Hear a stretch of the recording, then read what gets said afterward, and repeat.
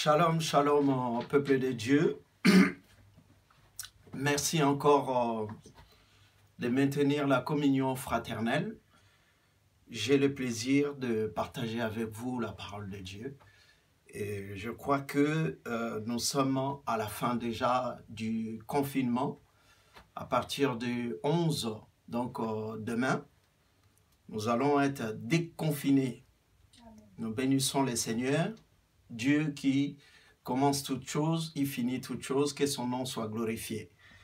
En tout cas, je remercie encore Dieu de tous ses hauts faits, de tous ses bienfaits, de tout ce qu'il a pu apporter à tout à chacun, que son nom soit glorifié. Nous allons prier pour sa parole. Éternel notre Dieu, nous te remettons ces instants entre tes saintes mains. Merci pour la parole, merci pour ces moments que tu permets pour que nous puissions nous ressourcer encore une fois dans la parole de Dieu. La parole qui vient nous enrichir, nous faire du bien, nous bénir, nous préparer à des grandes choses, élever le nom de Yahushua dans nos vies, corps, âme, esprit, Seigneur, nous préparer à des grandes choses, que ton nom soit béni, soit élevé, soit glorifié. Père, que le Saint-Esprit soit avec nous pour nous éclairer, que toute la gloire revienne à ton saint nom. Au nom puissant de Jésus-Christ de Nazareth, j'ai ainsi prié, nous disons Amen. Amen. Mes amis, nous allons prendre nos Bibles dans le Épître aux Hébreux, chapitre 1er. Nous lisons à partir du verset 1er au verset 4.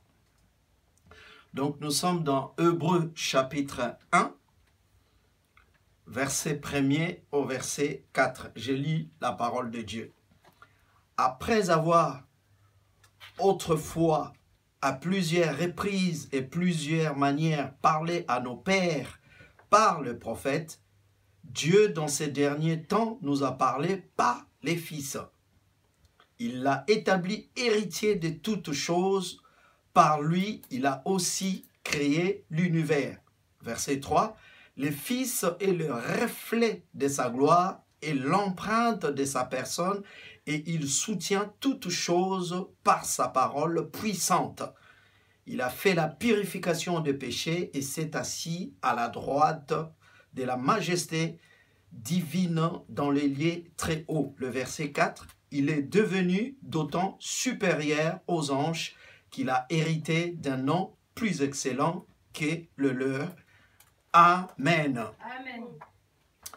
Le thème que je vais nous partager aujourd'hui, c'est Dieu, dans ces derniers temps, nous a parlé par les fils.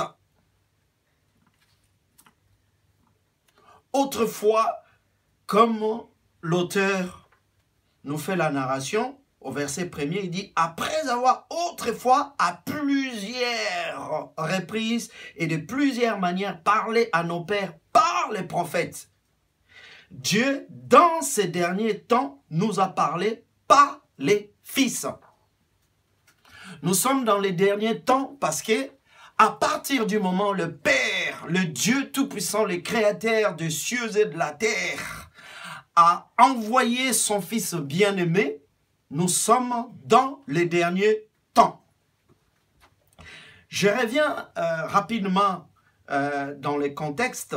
Nous voyons, pour expliquer un peu, ici, le croyant hébreu qui avait confessé leur foi en Christ comme en Messie avait besoin d'exhortations particulières. Certains d'entre eux s'est montré hésitants et indécis. Alors, cette situation rendit nécessaire la rédaction de cet épître.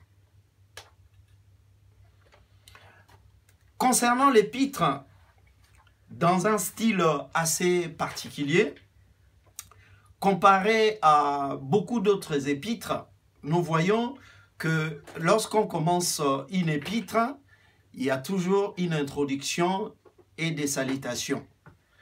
Mais nous voyons qu'au premier verset du chapitre 1er de Hébreux, l'auteur commence directement à nous parler justement de la personne de Jésus-Christ de Nazareth. Ça veut dire qu'il y avait un problème qui avait poussé l'auteur directement à nous introduire directement dans la personne de Jésus-Christ de Nazareth. C'est ce que nous allons voir un peu plus loin. Et de ces faits, ces problèmes qui me poussent à nous donner cette exhortation, à fortifier le peuple de Dieu, à nous conscientiser par rapport à ce que l'auteur veut nous révéler, par rapport aussi à des avertissements qu'il nous a donnés. Moi, ça m'a beaucoup touché et je veux justement nous parler légèrement justement des Hébreux. Alors, les Hébreux, ce sont des Juifs judaïsants qui ont adhéré au christianisme.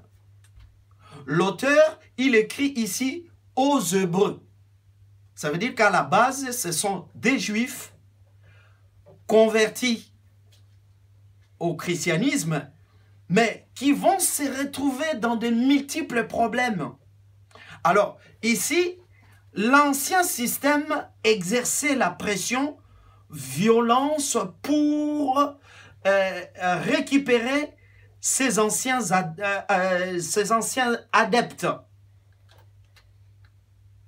C'est-à-dire que quand un juif quittait l'ancien système qui était le judaïsme, eh bien, dans la société à laquelle le juif même vivait, il subissait des violences, il subissait justement des pressions pour qu'il soit récupéré dans l'ancien système. Donc, quand on parle d'un autre système, forcément, j'ai nommé le christianisme parce que l'auteur écrit aux Hébreux, c'est-à-dire des Juifs qui, à la base, étaient des judaïsants, mais qui se sont convertis au christianisme. Voilà pourquoi que les dangers étaient là.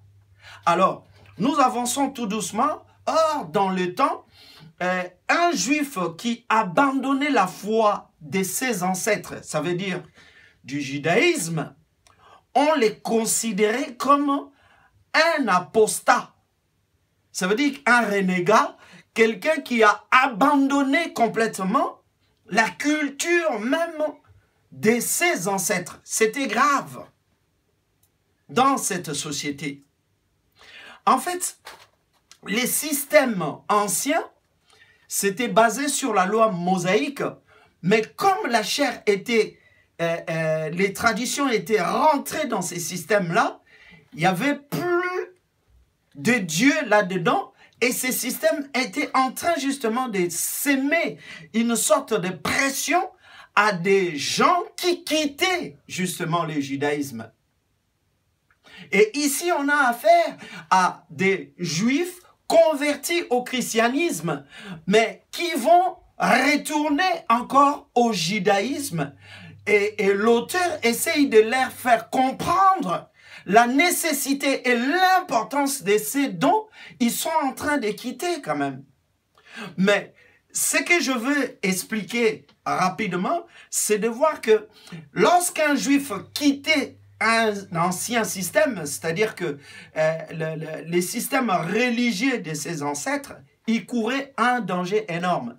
Donc, il va être déshérité dans sa famille, il va être excommunié dans la synagogue, il perd son emploi, ou alors ses biens, et il va subir une persécution mentale et de fois physique. Par contre, le même Juif, s'il renonçait à Christ et retournait au judaïsme, il ne connaîtrait aucune de ces brimades.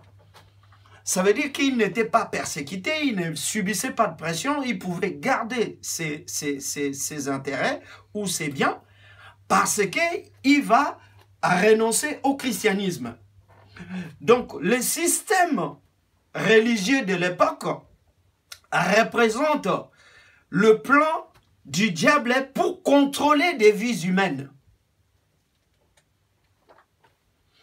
C'était basé sur la loi mosaïque, mais en tout cas, ce qui représentait ces systèmes religieux, ils ont transformé ça en un système pour contrôler la société à laquelle dépendaient tous ces juifs-là. Donc, c'était dangereux. Aujourd'hui, nous pouvons ramener, par exemple, cette situation un peu à notre époque. On va dire, les systèmes, ça s'est tellement développé que c'est devenu trop dangereux, trop machiavélique, trop démoniaque pour contrôler l'humain. Je donne un exemple. Derrière, par exemple, le coronavirus, nous avons observé que toute la planète a été mise en confinement. Or, derrière tout ça, les diables profitent de cette situation pour pouvoir contrôler l'humain. Nous allons voir que les dirigeants de nos pays, de toutes les nations, en tout cas ceux qui nous gouvernent, on voit il y a une main noire qui est derrière tout ça pour s'approprier de cette situation et commencer à imposer, et où ils commenceront à imposer un certain nombre de choses aux gens, ben parce que le diable aime récupérer, il veut récupérer justement la plupart de toutes les personnes qui ont accepté Jésus comme Seigneur et Sauveur personnel. Donc le combat en fait devient spirituel, et autrefois le juif avait affaire à des systèmes religieux. Lorsqu'on quittait par exemple le judaïsme pour adhérer au christianisme, eh ben la société te mettait une pression, tu perdais ton héritage, tu perdais un certain nombre de choses, et on t'obligeait, on te faisait faire un certain nombre de choses parce que le système était devenu diabolique et il récupérait un certain nombre de choses pour t'imposer à faire des choses. Aujourd'hui encore, nous retrouvons un peu comme dans un monde où le diable est méchant, le diable il est colère, le diable comprend que ces dernières décennies, le christianisme a ramené tellement des âmes à Jésus que le diable n'est pas content, alors il profite de toutes les circonstances pour pouvoir justement mettre la pression sur l'humain.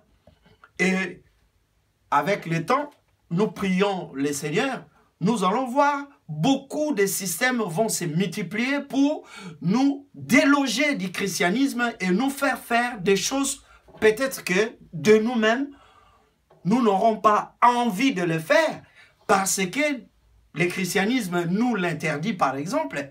Mais en tout cas, les systèmes auxquels nous dépendons vont profiter de certaines situations pour pouvoir nous déloger du christianisme. Et c'est là que c'est dangereux. Donc, nous comprenons que dans le croyant même hébreu, pourquoi l'auteur va donner des avertissements ou exhorter ceux qu'on appelle les hésitants et les indécis, eh bien justement parce que dans les Hébreux qui s'étaient convertis au christianisme, eh bien, il y a deux catégories. Première catégorie, on voit que c'était de vrais chrétiens convertis vraiment au christianisme. Pour eux, il n'y avait pas de danger. Mais il y avait l'autre catégorie, ça concernait justement les hésitants et les indécis, spirituellement parlant, théologiquement, on va les appeler des professants. Alors, les professants, je vais donner un verset rapidement dans Matthieu chapitre 15 au verset 8. La Bible dit, ce peuple-là m'honore de l'œuvre, mais son cœur est éloigné de moi. Donc, dans les lots même des Hébreux qui étaient censés être convertis, il y a des convertis, mais il y a une catégorie des croyants qui ont confessé Jésus, mais en tout cas qui restent hésitants et indécis. Alors, ça, dans des situations comme ça, par exemple, comme à notre époque maintenant, le coronavirus le fait que ça nous a amené le confinement et ça sème le doute, ça sème la peur, ça sème beaucoup d'hésitation. Et là, certaines catégories de personnes qui avaient déjà fait le pas vers le christianisme commencent à douter. Donc, ils deviennent une cible pour les diables, afin qu'ils les récupèrent dans le monde. Et autant justement aux épîtres des Hébreux, c'était exactement pareil. C'est-à-dire que il y a une catégorie de croyants qui avaient déjà confessé Jésus, mais comme ils restaient hésitants et indécis, eh bien, la charge qu'ils avaient reçue par rapport à leur société faisait qu'ils se retrouvaient en danger parce qu'ils voulaient retourner dans le judaïsme. Voilà pour quelle raison l'auteur va les amener justement à une exhortation pour pouvoir les ramener encore de nouveau dans le christianisme. Et notre rôle aujourd'hui, c'est de comprendre que par rapport à cette situation de Covid-19, que chacun de nous, vraiment je parle des convertis dans le Seigneur, qui se maintiennent dans la grâce, et pour ce qui concerne les hésitants ou les indécis, les gens qui professaient Jésus seulement de l'œuvre, ils sont complètement en danger parce que c'est dans des situations comme ça que le diable va mettre beaucoup la charge, il va mettre le paquet pour vouloir récupérer un certain nombre de personnes. Mais en tout cas, prions le Seigneur. Je dis que tous les plans machiavéliques du diable pour pouvoir récupérer des âmes qui ont déjà confessé Yahushua comme Seigneur et Sauveur personnel tombent à l'eau au nom puissant de Jésus-Christ de Nazareth. Que le chrétien que tu es, que le chrétien que je suis, que nous nous lèvons dans la prière, que nous pensons aussi à nos bien-aimés qui sont hésitants, qui sont indécis, parce que devant des situations difficiles, lorsque quelqu'un perd son travail, lorsque quelqu'un perd son mari, lorsque quelqu'un perd ses enfants, lorsque quelqu'un perd un membre de sa famille, lorsque quelqu'un est submergé par des problèmes à cause de Covid-19, à cause de coronavirus, il devient fragile et il devient une cible spirituelle du diable. Le diable, la Bible dit que dans Jean 10, il vient que pour 3 choses. Voler, détruire et égorger. Mais le Fils de Dieu est venu pour que nous ayons la vie et que nous l'ayons en abondance. Alors, nous allons aller rapidement parce que l'auteur va maintenant commencer son exhortation. On va s'arrêter à nos 4 versets qu'on a lus dans le premier chapitre de Hébreux. Nous allons voir que l'auteur va commencer justement son exhortation pour en fait récupérer les âmes indécis et hésitantes. Vous voyez? Et c'est ça le rôle. Peut-être que quelque part, tu es déjà fragile. Peut-être que quelque part, tu es déjà découragé. Peut-être que quelque part, tu commences déjà à subir un certain nombre de pressions. Tu te poses des questions. Qu'est-ce que je deviendrai demain? Mais la parole de Dieu est pour toi et moi, pour nous fortifier, pour nous maintenir dans la grâce de Dieu. Première exhortation, pour faire face à toute cette difficulté, nous allons marquer A, la supériorité de Jésus par rapport aux prophètes. La Bible dit, je lis la parole de Dieu, Hébreux chapitre 1er, verset 1er, la Bible dit, après avoir autrefois à plusieurs reprises et de plusieurs manières parlé à nos pères par les prophètes, Dieu, au verset 2, dans ces derniers temps, nous a parlé par les fils. Pourquoi le Seigneur, Dieu Tout-Puissant, ici, il met l'emphase sur le fait que autrefois, il parle aux Hébreux qui étaient en danger. Il leur parle, il dit autrefois, Dieu, le Père, vous a parlé par des prophètes. Mais aujourd'hui, dans le dernier temps, Dieu nous parle direct par les fils. Bien-aimés, nous allons comprendre, est-ce que, en se posant des questions, est-ce que Dieu, lorsqu'il avait parlé au travers des prophètes, est-ce que Dieu ne les avait pas validés il a fallu qu'il envoie encore le Fils. Le problème n'est pas à ce niveau-là. Les prophètes, ils étaient le serviteur honoré de Dieu, mais leur ministère était partiel et fragmentaire.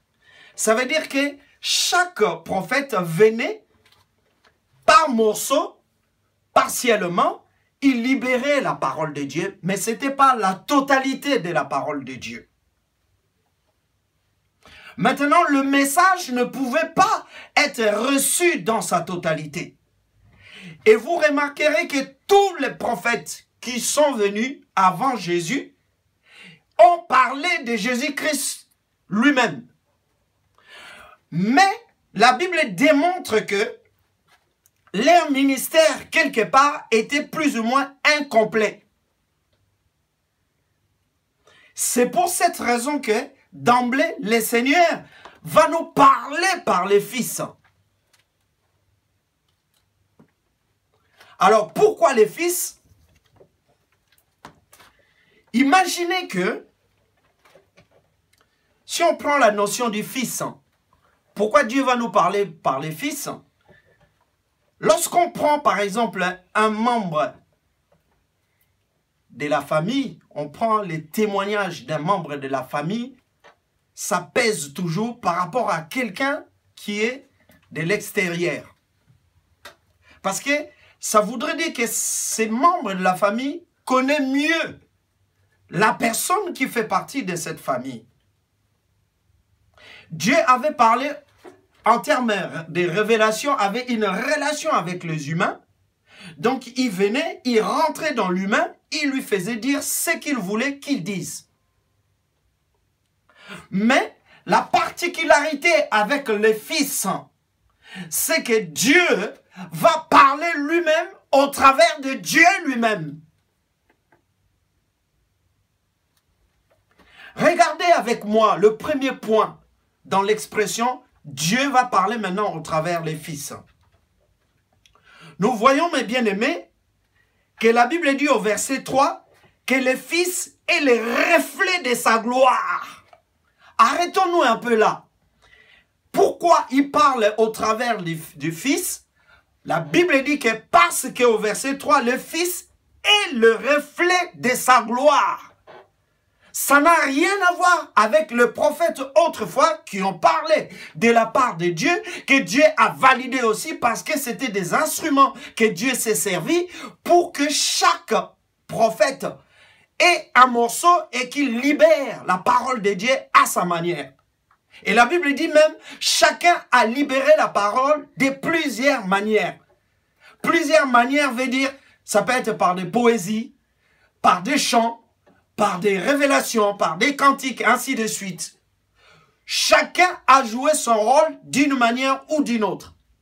Mais la Bible dit que le Fils est le reflet de sa gloire. Ça veut dire quoi, mes amis? C'est-à-dire que toutes les perfections de Dieu le Père se trouvent aussi dans le Fils, direct. Tous les attributs moraux et spirituels de la gloire de Dieu sont visibles dans la personne de Jésus-Christ de Nazareth. Lorsqu'on voit Jésus, on voit directement la gloire de Dieu. Ça dit, moralement, il représente Dieu direct. C'est pour ça que la Bible dit, il est le reflet de la gloire de Dieu. Dans Jean chapitre 14, verset 9, la Bible dit, celui qui m'a vu a vu le Père. Jésus va le dire. Il dit, mais tu me poses la question de me montrer, de te montrer le Père. Mais ne comprends-tu pas que celui qui m'a vu a vu le Père? C'est pas que le physique. Jésus parle de toutes les perfections de la gloire de Dieu. Alors si la personne qui est en face de Jésus veut voir la gloire de Dieu, il n'a qu'à écouter, il n'a qu'à accepter, il n'a qu'à voir la manifestation de la puissance de Dieu au travers du Fils. Donc ça veut dire que le témoignage du Fils est plus puissant. Pour un juif qui avait quitté, qui voulait quitter le christianisme pour retourner dans le judaïsme, l'auteur de l'épître aux Hébreux est en train de lui dire, mon frère, tu es en train de quitter une situation qui était d'autant plus élevée que celle que tu vas retrouver. Vous voyez, voilà pourquoi que Jésus ici est présenté comme celui qui est le reflet de la gloire de Dieu. Bien-aimé, dans ces moments de confinement, est-ce que je réalise que la gloire de Dieu, je peux la recevoir qu'au travers de la personne de Yehoshua? J'avance dans mon message. Toujours dans le verset 3, toujours pour parler du Fils, la Bible dit, le Fils est le reflet de sa gloire et l'empreinte de sa personne. Alléluia. Alors, l'auteur nous parle de Fils Jésus qui est l'empreinte directe de la personne de Dieu. Je veux qu'on s'arrête sur le mot empreinte. L'empreinte veut dire la marque. Et si on veut aller un peu plus loin dans notre société, si on parle de l'empreinte génétique, ça veut dire que lorsqu'on prélève mes empreintes ici, les empreintes représentent ma personne. Ok? Chaque personne a des empreintes génétiques. Chacun de nous a des marques d'ADN qui lui est propre. Mais on nous a dit ici que Jésus est l'empreinte de la personne de Dieu. Donc si Jésus est l'image ou la ressemblance de Dieu, donc Jésus est Dieu. Donc l'auteur est en train de dire aux Hébreux qui veulent quitter le christianisme pour retourner dans le judaïsme que, mes amis, le christianisme est le top. Si vous quittez le christianisme, puisque c'est lui qui représente le christianisme, dans sa personne, elle est même l'empreinte même du Dieu vivant. Waouh! Nous savons tous que la Bible dit que Dieu est esprit. Bien évidemment, cette ressemblance ne concerne pas l'aspect physique de Dieu. Cela signifie qu'en toute chose, Christ est la représentation exacte du Père par ses paroles et par ses actes. Autrement dit, Jésus-Christ est égal à Dieu lui-même. Alors, pour un juif qui était hésitant et qui était indécis, il faut qu'il comprenne que le christianisme n'a rien à voir avec le judaïsme. Parce que le christianisme vient du mot Christ, vient du fait que Christ est le Messie, mais dans le Messia, il est le Fils, il est l'empreinte, ok, de Dieu, de la personne de Dieu. Il est aussi le reflet de la gloire de Dieu. On est dans une situation top. Si nous sommes trop focalisés dans nos difficultés, que nous élevons trop nos difficultés, nos souffrances, nous élevons trop les Covid-19, nous élevons trop le moment de confinement, nous élevons trop le moment de découragement ou toutes nos maladies, toutes nos situations. Mais dans toutes ces choses-là, comparé à Christ qui est au-dessus de toutes choses. Bien-aimé, comment on peut se décourager? Comment on peut quitter même le christianisme? Comment on peut même penser à quitter le Christ pour retourner, par exemple, aller chez le bouddhiste ou chez le musulman? Bien-aimé, qu'est-ce que tu dois aller faire là-bas? L'auteur est en train de dire justement aux Hébreux, il dit, mais faites attention, ce que vous voulez quitter ce qui est top. Au-dessus, il n'y en a pas. Bien-aimé, un autre point. Toujours dans le verset 3. Donc, j'ai relis le verset.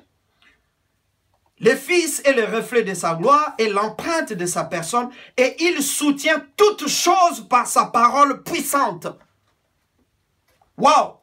Autrement dit, vous allez noter le point C, le Christ soutient l'univers par sa parole.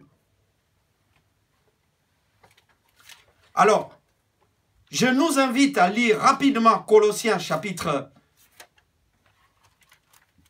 1er.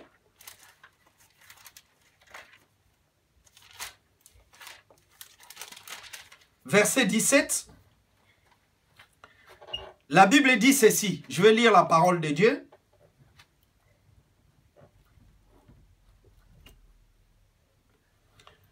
La Bible dit ceci. Il est avant toute chose et toute chose subsiste en lui. Il est avant toute chose. On parle français. Si Jésus est avant toute chose, toi et moi, les ciels, la terre, l'univers, tout en termes de création, tout ce qui a été créé arrive après Jésus. Mais Jésus est avant tout Dieu. Vous vous rendez compte? Et la Bible dit ici qu'il soutient justement, il soutient l'univers. Jésus soutient l'univers par quoi? Par sa parole. Alors je vais vous expliquer cela. Bien-aimés, cela signifie qu'il soutient l'univers et qu'il est la source de son mouvement perpétuel. Il contrôle les étoiles, les soleils et la lune. Imaginons que nous voyons la lune. Imaginons que nous voyons le soleil. Imaginons que nous voyons les étoiles. Comment ça se tient dans la galaxie? Comment ça bouge? Tous les mouvements. La Bible dit que puisque Dieu a créé toutes ces choses-là, donc Jésus a créé toutes ces choses-là, eh bien lui-même fait qu'il maintient ça dans cette harmonie. Waouh!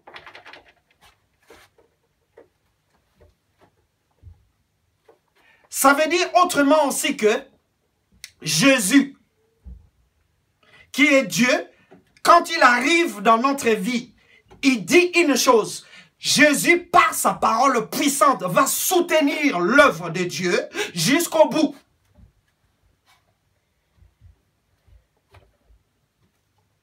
Bien-aimés, écoutez-moi. On m'avait envoyé une vidéo. Ça venait de ma nièce au niveau de Brazzaville. Et cette vidéo, je pense, ça défilait partout. Mais le but de cette vidéo, sincèrement, étant enraciné dans la parole, moi je juge que cette vidéo n'a pas lieu d'exister parce que ça fout la peur et ça crédite même la parole de Dieu. La vidéo est en train juste de nous dire que le 8 mai, ne sortez pas. Le soleil ou la lune va devenir rouge en plein jour et il va faire sombre à un moment donné. Ne regardez même pas dehors, selon cette vidéo. Enfermez-vous dans vos maisons, prenez des bougies, faites même des courses, enfermez-vous, ne regardez pas dehors parce qu'il va se passer quelque chose d'atrocité. Je ne sais pas la personne qui a conçu cette vidéo, si c'était pour nous dire qu'il y aura des démons, des esprits qui vont se balader, ainsi de suite, tout et tout. Waouh! Et que fallait acheter de l'huile d'olive et mettre ça sur les linteaux des portes pour éviter que, justement, nous soyons frappés. En écoutant cette vidéo, je ne suis même pas allé jusqu'au bout. J'ai banni ça au nom de Jésus. J'ai commencé à prier et j'ai détruit tout ce qui est effet négatif dans tout ce que ça peut nous entendons. Parce que nous sommes influencés par rapport à des négativités de foi que nous entendons. Faites attention. Mais quand j'écoute la parole de Dieu, je lis Colossiens chapitre 1er verset 17 et Hébreux chapitre 1er verset 3, la Bible dit que Christ soutient l'univers par sa parole puissante. Je ne sais pas si on parle de la même chose ou on comprend la même chose. Ça veut dire que Jésus est au contrôle dans les moindres détails de tout ce qui se passe sur la terre. Si Jésus est capable de contrôler la rotation, le mouvement de toute sa création, je veux dire, dans l'univers, comment les étoiles bougent, comment le mouvement s'est fait, et la Bible dit qu'il soutient cela pour que ça se maintienne. Alors Dieu va permettre que des démons, des petits démons viennent nous détruire comme ça, à l'occasion de rien, alors que Dieu nous a dit que celui qui a le Fils a la vie, celui qui n'a pas le Fils n'a pas la vie, et que Jésus nous a dit qu'il reviendra, il va enlever son Église, et que Jésus nous a garanti que les tribulations viendront, mais avant cela, il faudrait que l'Église soit d'abord enlevée, soit Jésus devient menteur. Mais bien aimé, appuyons-nous sur, ainsi dit l'Éternel, sur la parole de Dieu. C'est pour ça que Dieu dit, dans les derniers jours, Dieu va parler au travers des fils. Parler au travers des fils, ça veut dire que Dieu nous a laissé la parole. Bien aimé, on écoute trop n'importe quoi. On se laisse trop flotter contre tout vent des doctrines. On ramasse beaucoup de choses sur YouTube, sur le net, et ça nous perturbe. La meilleure prophétie, c'est la parole de Dieu. Lisez la parole de Dieu, mettez foi dans la parole de Dieu. Et d'ailleurs, je vous rappelle, je ne veux pas parler de ça, dans les épîtres aux Hébreux, au chapitre 11, pourquoi Dieu a parlé de la foi. La foi est une ferme assurance des choses qu'on espère et une démonstration de celles qu'on ne voit pas. Et Dieu nous ramène à considérer tous ceux qui ont marché par la foi. C'est pour dire que lorsque nous lisons ces livres et nous mettons notre confiance, Dieu, il est derrière sa parole pour l'exécuter et le Seigneur sera toujours derrière sa parole. Ce qu'il a dit, il l'accomplira parfaitement. Toujours au verset 3, je vais toucher les derniers points. Nous sommes dans Hébreux. Chapitre 1er.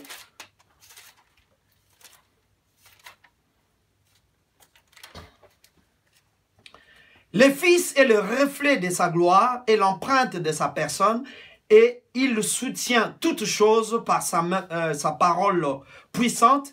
Il a fait la purification des péchés et s'est assis à la droite de la majesté divine dans les lieux très hauts. La Bible dit que Jésus, qu'on nous a présenté comme un fils, est assis à la droite du Père.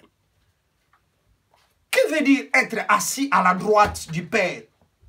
La droite de la majesté constitue une position d'honneur et de privilège. Lorsqu'il est dit que quelqu'un est assis à la droite, ça dit qu'il a une position qu'il va occuper et cette position va lui donner des privilèges. C'est ça que ça veut dire. Et je continue toujours à parler de la droite. La droite représente aussi une position de puissance.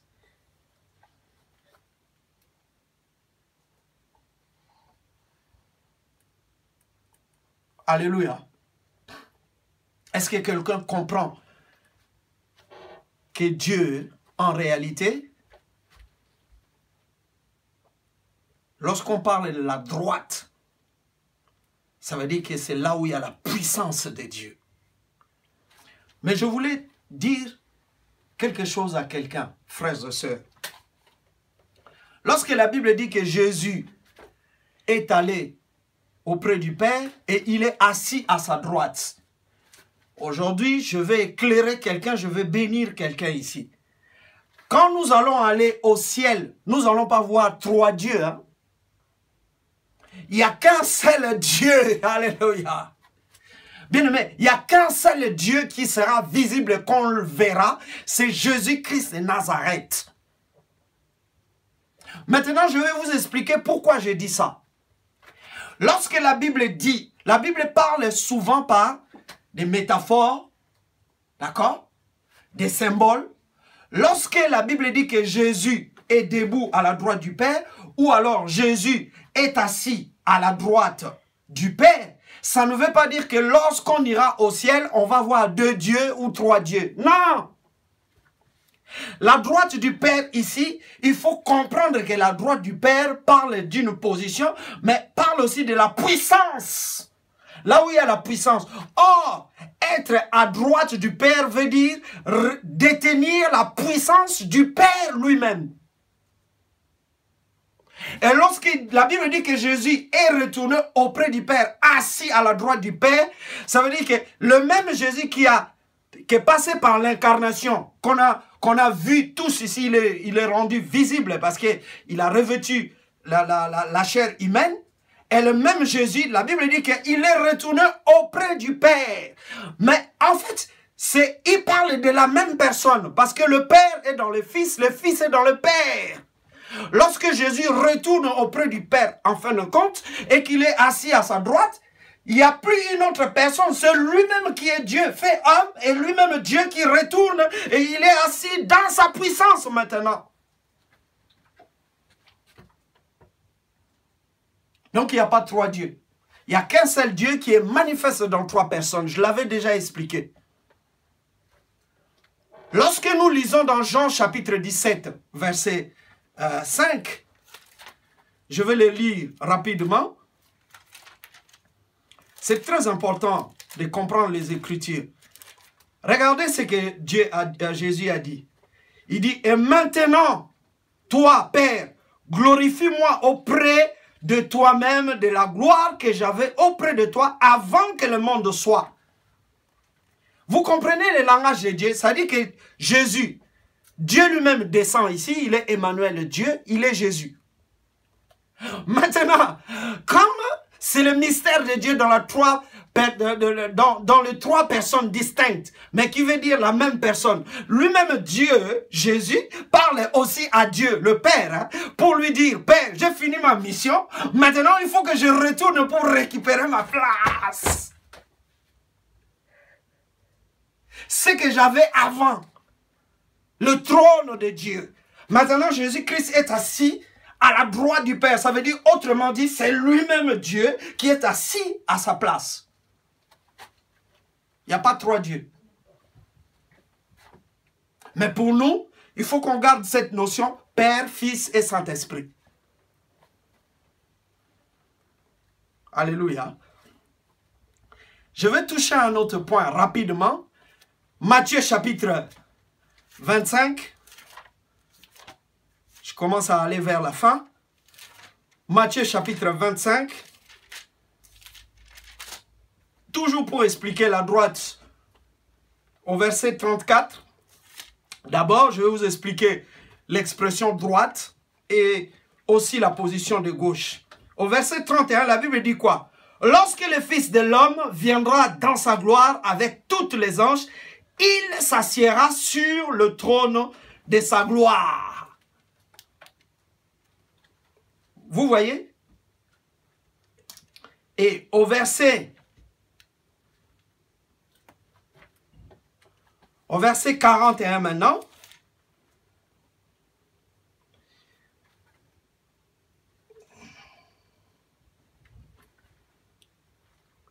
Au verset 41,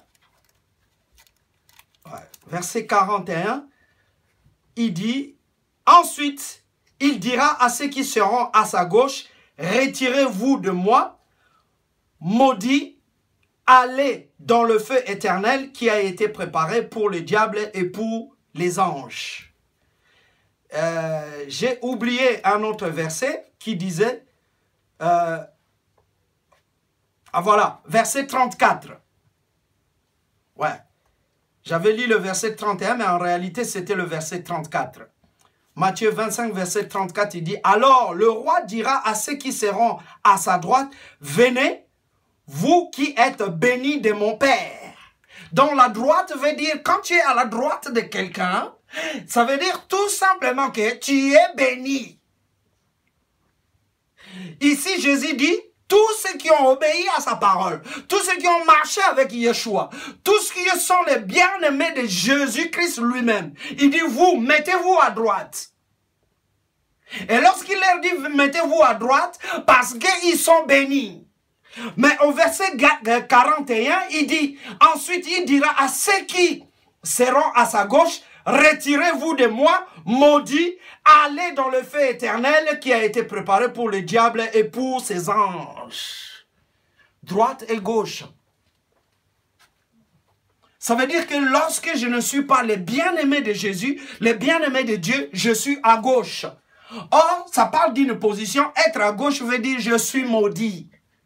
Mais pour pas que tu sois maudit, je dis à un frère, à une sœur, sois à la droite du Père. Et la Bible dit que nous sommes assis à la droite, en Christ dans les lieux célestes. Ça veut dire que comme Dieu, Jésus lui-même est assis à la droite du Père, nous sommes bénis, nous sommes aimés de Dieu. Bien-aimé, tu as intérêt d'obéir à la parole de Dieu. L'auteur est en train de prévenir les épîtres des Juifs convertis au christianisme. Faites attention, ne retournez pas au judaïsme. Vous courez un danger énorme. Jésus est celui qui est l'empreinte de Dieu, qui est celui qui est l'image de Dieu lui-même, qui est celui qui est le reflet de la gloire de Dieu, qui est celui qui est assis à la droite du Père. Bien, mais si vous quittez, c'est lui qui soutient l'univers par sa parole. Pas quelqu'un d'autre, pas les prophètes. Il est au-dessus, il est au top des tops. Si vous quittez Yeshua, vous êtes maudits. Restez dans la communion fraternelle. Je dis à un frère et une sœur que le Covid-19 ne te déloge pas du christianisme, que ça ne te change pas d'avis, que ça n'embrouille pas ta vie, que ça ne te désaxe pas, que tu ne aies pas de regard de gauche à droite, mais que tu regardes à Yehoshua, que tu considères que c'est lui qui soutient toutes choses par sa main puissante, parce qu'il est Dieu. Ce qu'il a dit, il l'accomplira. Il a le contrôle du coronavirus, il a le contrôle des confinements et des déconfinements, il a le contrôle de la suite de notre vie, de sa vie et de l'Église. Et il nous donne ce privilège d'être assis à la droite du Père. Et pour finir, Dieu veut que nous soyons des Benjamins. Genèse chapitre 43. Genèse, et je finirai là.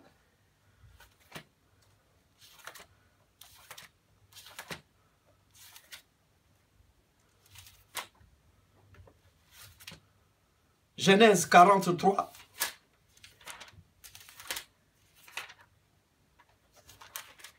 Verset 16. Au verset 16, il dit quoi?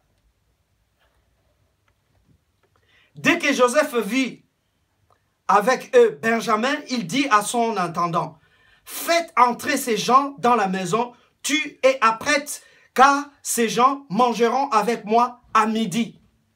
Je voulais dire à quelqu'un au verset 16, Joseph avait perdu ses frères parce qu'il l'avait vendu, mais plus tard il retrouve ses frères. Mais son cœur était dans la joie dès qu'il a vu Benjamin. Et je vais donner la définition de mot Benjamin, veut dire fils de ma main droite. Quelqu'un qui est assis à la droite du Père. Bien-aimé, lorsque tu es le Benjamin, tu es aimé par Jésus-Christ de Nazareth, tu es aimé par Dieu, parce que tu occupes une position de hauteur. Mais bien aimé, je voulais dire à quelqu'un, à cause de Benjamin, que Joseph a aidé les autres frères. Parce que les autres frères avaient péché. La Bible dit que Benjamin n'était pas là le jour qu'ils avaient vendu son frère. Mais c'est grâce à Benjamin que ses frères ont été pardonnés par Joseph. Je veux dire à quelqu'un, sois Benjamin. Sois une bénédiction pour moi, pour toi, pour un frère, pour une sœur, pour la société. Bien-aimé, Dieu compte sur nous pour que nous soyons des vrais intercesseurs. Nous pouvons toucher le cœur de Dieu parce que nous sommes aimés par Dieu. Parce que nous sommes des Benjamins, les aimés de Dieu. Et si nous sommes les aimés de Dieu, nous pouvons influencer le cœur de Dieu. Rien que lorsque Dieu va nous voir, son cœur est touché. Son cœur est émerveillé. Parce que Dieu nous voit. Alléluia. Bien-aimés, soyons des hommes, des femmes de prière. Que Dieu vous bénisse. On va prier. Seigneur, nous te bénissons, nous te louons, nous t'adorons, nous te célébrons pour ta parole puissante, Seigneur, que tu viens de nous libérer pour montrer que dans les derniers temps, tu as parlé par le Fils, et le Fils est au top, le Fils est au-dessus de toute maladie, de toute situation, que nous soyons bénis au nom de Jésus. Père, glorifie ton Saint-Nom, c'est dans le précieux nom de Jésus que j'ai ainsi prié. Nous acclamons le Roi. Merci. Alléluia. Soyez bénis.